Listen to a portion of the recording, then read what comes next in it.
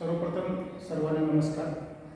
आज आपण TYBA अर्थशास्त्र या विषयातील पेपर क्रमांक 9 शेती अर्थशास्त्र आणि सहकार या विषयातील शेतीची उत्पादकता या विषयावर आपण आज चर्चा करणार आहोत। तर मित्रांनो, सर्वप्रथम आर्थिक विकासामध्ये शेतीची भूमिका कोणत्या पद्धतीने आहे या संदर्भामध्ये आपण अभ्यास करत असताना खालील महत्त्वाचे घटकांचा आपल्याला अभ्यास करणं गरजेचं आहे।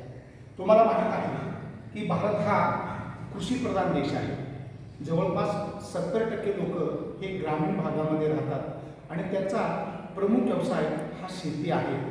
आणि दैनंदिन व्यवहारामध्ये किंवा दररोजच्या 2 वेळची अन्नाची गरज भागवणारी क्षमता म्हणजे आपला हा शेती हा घटक आहे। म्हणून प्रत्येक विकसित देश असेल किंवा अविकसित देश असेल, अशा दोन्हीही घटकांच्या मधील बेकारीची, दारिद्र्याची, उपासमाराची संकट दूर करण्याचा सर्वोत्तम महत्त्वाचा घटक म्हणजेच शेती हा घटक आहे। तर काही महत्त्वाच्या मुद्द्यांचा चर्चा आपण खाली पॉईंटमध्ये आपण करूया। सर्वप्रथम पहिला जो महत्त्वाचा घटक आहे तो म्हणजे अन्नधान्याचा पुरवठा। अन्नधान्याच्या पुरवठ्यामध्ये प्रामुख्याने जर आपण विकास केला तर देशाचा आर्थिक विकास घडवून आणण्यासाठी देशातील नागरिकांची जी काही उत्पादन क्षमता आहे ती उत्पादन क्षमता या ठिकाणी वाढवणं गरजेचं आहे। म्हणून उत्पादन क्षमता वाढवत असताना आपल्याला अन्नधान्याविषयक असणारी जी काही पुरवठा आहे ती पुरवठा खूप महत्त्वाची आहे। आणि व्यक्तीच्या ते आहारावर अवलंबून असल्यामुळे निश्चित स्वरूपामध्ये शेतीची उत्पादकता वाढवत असताना जे काही कृषी क्षेत्र आहे त्या कृषी क्षेत्रामध्ये मग अन्नधान्य असेल, मग डाळिंब असेल, मग भाजीपाला असेल, वेगवेगळे असे जे घटक आहेत की ज्या घटकामध्ये निश्चित स्वरूपामध्ये अन्नधान्याचा पुरवठा वाढवणारा घटक म्हणून सर्वप्रथम शेतीची भूमिका या घटकांना अतिशय महत्त्व देण्यात आले आहे। त्याचबरोबर दुसरा जो महत्त्वाचा मुद्दा आहे तो म्हणजे अतिरिक्त श्रमशक्तीला सामावून घेणारा घटक। कृषी हा असा एक घटक आहे की जो अतिरिक्त श्रमशक्तीला सुद्धा सामावून घेत असतो। म्हणजेच जर या कृषीमध्ये कोणत्याही व्यक्तीला जर या ठिकाणी काम करायचं असेल तर तो व्यक्ती सहजरित्या त्या ठिकाणी काम करू शकतो। मग यासाठी कोणत्याही पद्धतीची तांत्रिक किंवा कोणत्याही पद्धतीची कौशल्यपूर्ण घटकांची आवश्यकता नाही। म्हणून आपण त्याला अतिरिक्त श्रमशक्तीला सामावून घेणारा घटक म्हणून या ठिकाणी पाहतो। एकंदरीत आपण जर बघितलं तर तिन्ही क्षेत्रांपैकी कृषी या क्षेत्राला सर्वाधिक महत्त्वता त्या ठिकाणी देण्यात आले आहे, कारण सर्व शक्तींना किंवा सर्व घटकांना सामावून घेणारा घटक म्हणून आपण या ठिकाणी त्याच्याकडे पाहिला जातो। त्यानंतर तिसरा जो महत्त्वाचा मुद्दा आहे तो म्हणजे उद्योगधंद्यासाठी कच्चा मालाचा पुरवठा। उद्योगधंद्यासाठी आवश्यक असणारा जो काही माल आहे, कच्चा माल, तो माल शेती या घटकापासून त्या ठिकाणी पुरवठा केला जातो आणि या कच्चा मालावर प्रक्रिया करून पक्का माल त्या ठिकाणी तयार केला जातो। उदाहरणार्थ दूध असेल, मग दुधावर त्या ठिकाणी संकलन केल्यानंतर अनेक वेगवेगळ्या प्रकारचे, मग त्याच्यामध्ये आपल्याला तूप असेल, लोणी असेल, अशा अनेक वेगवेगळ्या प्रकारचे कच्च्या मालापासून आपल्याला पक्का माल तयार करता येतो। तशाच पद्धतीनं दुसरं एक उदाहरण आपण या ठिकाणी बघितलं तर या ठिकाणी जो काही शेतकऱ्यापासून आपण ऊस गोळा करतो त्या ऊसापासून आपल्याला सुद्धा साखर करता येतो। त्याप्रमाणे वेगवेगळ्या प्रकारचे पुट्टे त्या ठिकाणी तयार करतात, लगदी कागद त्या ठिकाणी तयार करता येतात। म्हणून उद्योगासाठी असणारा आवश्यक असणारा जो काही कच्चा मालाचा पुरवठा या शेती या घटकामुळे आपल्याला या ठिकाणी प्राप्त होताना दिसून येतो। त्यानंतर दुसरा एक महत्त्वाचा मुद्दा म्हणजे तो म्हणजे औद्योगिक मालाला बाजारपेठ। कृषीमध्ये उत्पादित झालेला जो काही माल असेल तो माल बाजारपेठेमध्ये नेणं फार महत्त्वाचं आहे, कारण तो जर बाजारपेठेमध्ये योग्य वेळी न गेल्यामुळे बराच माल तो नासाड होऊ शकते। नाशवंत असल्यामुळे तो योग्य वेळेला त्याला किंमत सुद्धा बऱ्याच वेळी प्राप्त होत नाही। म्हणून औद्योगिक बाजारपेठेच्या दृष्टिकोनातून ज्यावेळी आपण विचार करतो त्यावेळी ही शेतीची भूमिका ही खूप महत्त्वाची आहे असं आपल्याला त्या ठिकाणी वाटतो। परकीय चलनाची प्राप्ती, देशामधील उत्पादित झालेला माल संपूर्ण जगभरातील लोकसंख्येनं त्या ठिकाणी डिवाइड किंवा विभागणी केल्यानंतर उर्वरित जो काही माल आहे तो माल आपण इतर परकीय राष्ट्रांना त्या ठिकाणी आपण देऊ शकतो। म्हणजे उदाहरणार्थ आजपर्यंत आपण अनेक अन्नधान्य, डाळी, भाजीपाला, वेगवेगळ्या प्रकारचे मसाल्याचे पदार्थ असे अनेक आपण या ठिकाणी त्यांना परकीय राष्ट्राला त्या ठिकाणी निर्यात त्या ठिकाणी केल्यामुळे आपल्याला परकीय चलन अमेरिकन डॉलर्स असेल, पाऊंड्स असेल असे मोठ्या स्वरूपामध्ये प्राप्त झाल्यामुळे आपल्याला सहजरित्या परकीय चलन आपल्याला प्राप्त झालेले आहे. ही फक्त शेतीच्या उत्पादकतेमुळे किंवा शेतीच्या भूमिकेमुळे झालेलं आहे असं आपल्याला या ठिकाणी म्हणावं लागेल. त्यानंतर ग्रामीण जीवनमानात वाढ. ग्रामीण व्यक्ती ज्या ठिकाणी प्रामुख्याने निरक्षर आहे, अज्ञानी आहे, अडाणीपण आहे आणि याच्यामुळे त्याच्या जीवनामध्ये कोणत्याही पद्धतीचा त्या ठिकाणी बदल होताना दिसत येत नाही. परंतु कृषी हा असा एक घटक आहे की ज्याच्यामुळे उत्पादनाची क्षमता वाढल्यामुळे तो त्याचा राहणीमानाचा दर्जा जो आहे तो दर्जा त्या ठिकाणी वाढवण्याचा प्रयत्न करत आहे आणि हे शक्य फक्त शेती या घटकामुळे झालेलं आपल्याला पाहायला मिळतो. एकंदरीत आज आपण बघतो की इतर समाजाच्या दृष्टिकोनातून ज्यावेळी व्यक्तीचा राहणीमानाचा दर्जा ज्यावेळी तपासला जातो तर शेतकरी वर्ग कुठेतरी थोडासा पाठीमागे राहिलेला असं आपल्याला पाहायला मिळतो. परंतु शेतीमधील वारंवार उत्पन्न जर आपल्याला प्राप्त झाला तर निश्चितच त्याच्या जीवनमानामध्ये वाढ होण्यास आपल्याला त्या ठिकाणी प्राप्त होतो. याला कारणीभूत घटक आहे तो म्हणजे शेती.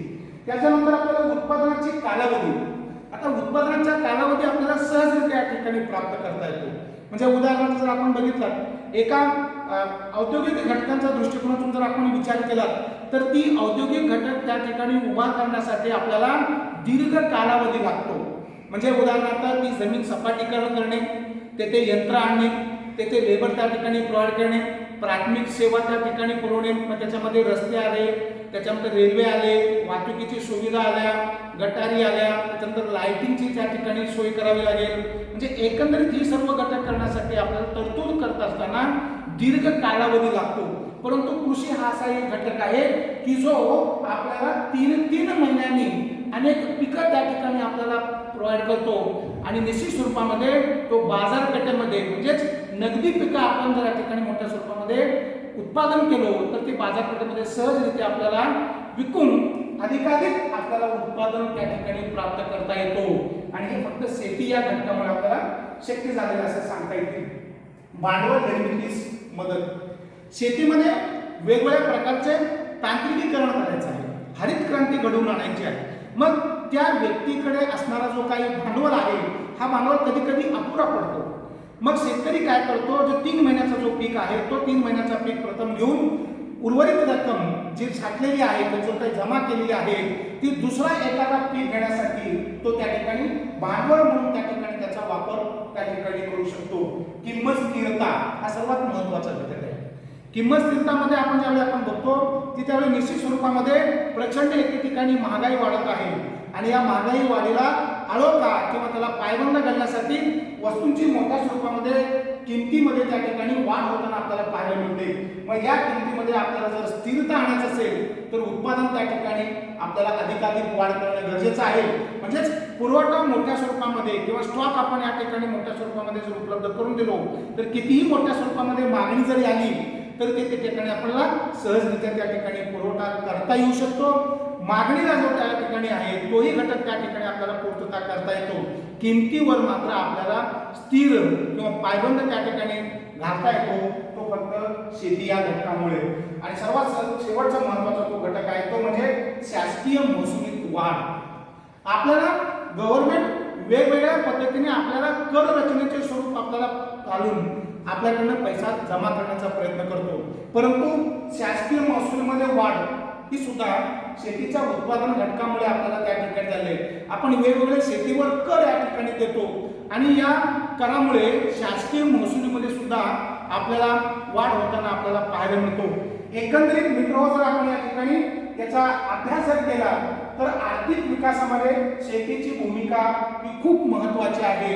कारण दिवसेंदिवस लोकसंख्या मोठ्या स्वरूपाने त्या ठिकाणी वाढत आहे आणि या वाढत्या लोकसंख्येला किमान 2 वेळची अन्नाची गरज आहे आणि या अन्नाची गरज भागवण्यासाठी आपल्याला प्रामुख्याने शेती हा घटक खूप महत्त्वाचा आहे. म्हणून विकसित राष्ट्राबरोबर तुलना करत असताना जी ग्रामीण भागातील जी काही आपली शेती आहे ही शेती वेगवेगळ्या तंत्रज्ञानाने किंवा वेगवेगळ्या शासकीय योजनांच्या माध्यमातून त्यांना वेगवेगळ्या प्रकारच्या सुखसुविधा प्राप्त करून अधिक कशा पद्धतीने त्याची उत्पादकता वाढवता आपल्याला येईल या दृष्टिकोनातून प्रयत्न करणं खूप गरजेचं आहे असं आपल्याला या आर्थिक विकासाच्या शेतीच्या भूमिकावरून आपल्याला या ठिकाणी स्पष्ट करता येते. दुसरा एक सर्वात महत्त्वाचा मुद्दा जो आपला आहे तो म्हणजे भारतीय शेतीची अल्प उत्पादकता. आता भारतीय शेतीमध्ये अल्प उत्पादकता कमी किंवा कोणत्या स्वरूपामध्ये त्या ठिकाणी आपल्याला प्राप्त होऊ लागले या संदर्भात आपण चर्चा करत असताना सर्वात महत्त्वाचा जो घटक आहे तो म्हणजे आपली भारतीय जी शेती आहे ती निसर्गावर अवलंबून असणारी शेती आहे. ती साधारणपणे वर्षभरामधील 3 ते 4 महिने आपल्याकडे या ठिकाणी पाऊस पडतो आणि हा पाऊस आपल्याकडे काही भागामध्ये विशिष्ट स्वरूपामध्ये मोठ्या स्वरूपामध्ये पडतो आणि काही भागामध्ये कमी स्वरूपामध्ये पडतो. आणि ज्यावेळी मोठ्या स्वरूपामध्ये प्रचंड पाऊस पडतो आणि मग कधी कधी असा त्या ठिकाणी प्रसंग निर्माण होतो की शेतीमधील सर्व धान्य त्या ठिकाणी वाहून गेलं जातो आणि काही ठिकाणी पाऊस न पडल्यामुळे शेतीमधील पिकच त्या ठिकाणी घेता येत नाही. मग बराच पाणी असून सुद्धा त्या ठिकाणी किंवा डोंगराळ भाग प्रदेश असल्यामुळे सुद्धा बऱ्याच वेळी त्या ठिकाणी शेती त्या ठिकाणी करता येत नाही. म्हणून शेतीची उत्पादकता त्या ठिकाणी अल्प स्वरूपामध्ये आपल्याला पाहायला मिळतो. दुसरा एक घटक आहे तो म्हणजे नैसर्गिक आपत्ती. बऱ्याचशा भागामध्ये काय होतो की नैसर्गिक आपत्ती प्रचंड त्या ठिकाणी मोठ्या स्वरूपामध्ये येतो आणि ही नैसर्गिक आपत्ती येत असताना हे कोणाला सांगून येत नाही. म्हणून शेतकऱ्यांचा वर्षभरातील जो काही पीक आहे हा पीक एका तासाभरामध्ये किंवा एका दिवसभरामध्ये तो संपूर्ण नष्ट होऊन त्या ठिकाणी जाण्याचा प्रयत्न झाल्यामुळे शेतीमध्ये अल्प उत्पादकतेचं प्रमाण आपल्याला त्या ठिकाणी पाहायला मिळतो. सर्वात महत्त्वाचं म्हणजे शेतीची आकारमान लहान. पूर्वी शेती एकत्र कुटुंब पद्धतीने जसे राहायचे तसे एकत्र शेती त्या ठिकाणी केली जायची. अगदी खापर पंजाबापासून त्यानंतर वडिलोपार्जितची काही शेती आहे ती शेती कोणत्याही प्रकारामध्ये त्या ठिकाणी डिवाइड न करता एकत्र कुटुंब पद्धतीसारखेच शेती त्या ठिकाणी केला जात होता. परंतु कालांतराने त्याच्यामध्ये बदल होत गेलं. तसे कुटुंबाचे तुकडीकरण झाले, विभाजन झाले, तसेच शेतीचे आकारमान सुद्धा लहान लहान लहान होत गेले. त्यामुळे जो भरघोस पीक आहे, जो एकत्रित जमा होणारा जो काही उत्पन्न आहे तो मात्र त्या ठिकाणी विखुरला गेला. यामुळे सुद्धा शेतीचे अल्प उत्पादकतेचं स्वरूप आपल्याला त्या ठिकाणी पाहायला मिळतो. तांत्रिक घटक जो भारत हा कृषी प्रधान देश असून सुद्धा तांत्रिक घटकांच्या मध्ये मागासलेपणा आहे. कारण अजूनही ग्रामीण भागामध्ये लोक अंधश्रद्धेने त्या ठिकाणी शेती त्या ठिकाणी करताना पाहायला मिळतात. जुन्या पद्धती त्या ठिकाणी अजून वापरल्या जातात. त्यांना तांत्रिक घटकापासून ते दूर पडतात. म्हणजे याचा अर्थ की त्यांना नवीन तंत्रज्ञान नको आहे किंवा त्या नवीन तंत्रज्ञान स्वीकारण्यासाठी ते तयार नाही आहे, त्यांची मानसिकता नाही आहे. यासाठी आपल्याला अल्प उत्पादकतेची कारणे आपल्याला या ठिकाणी स्पष्टपणे जाणवतात. आधुनिक बी बियाणांचा अभाव.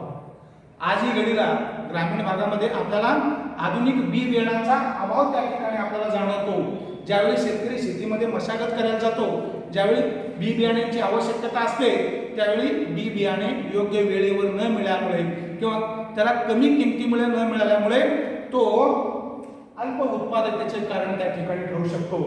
आणि सर्वात शेवटचं म्हणजे शेतीवर लोकसंख्येचा प्रमाण जास्त. आजही घडीला जर आपण या ठिकाणी बघितला तर शेतीवर लोकसंख्येचा जो काही अधिक भाग जो आहे तो आज मोठ्या स्वरूपामध्ये दिसतो. कुटुंबातील 5 व्यक्ती जर या ठिकाणी एका कुटुंबामध्ये जर राहत असेल तर त्याच्यातील एक वर्ग फक्त त्या ठिकाणी शेती करतो.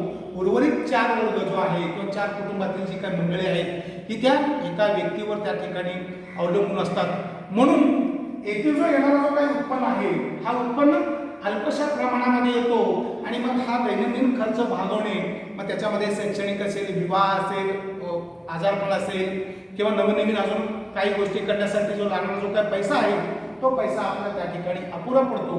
म्हणून शेतीवर लोकसंख्येचं जो काही प्रमाण आहे तो प्रमाण वाढल्यामुळे आपल्याला शेतीची उत्पादकतेमध्ये घट होण्याचा त्या ठिकाणी कारण आपल्याला पाहायला मिळतो. एकंदरीत या सर्व घटकावरून जर आपण असा विचार केला तर भारतीय शेती ही जुन्या पद्धतीने जर न करता आपण आधुनिक पद्धतीने यांत्रिकरणाचा जर आपण वापर केला तर निश्चितमध्ये एका ठिकाणी लोकसंख्या किती वाढली तरी किमान 2 वेळची अन्नाची गरज भागवण्याची क्षमता ही भारतीय शेतीमध्ये आहे.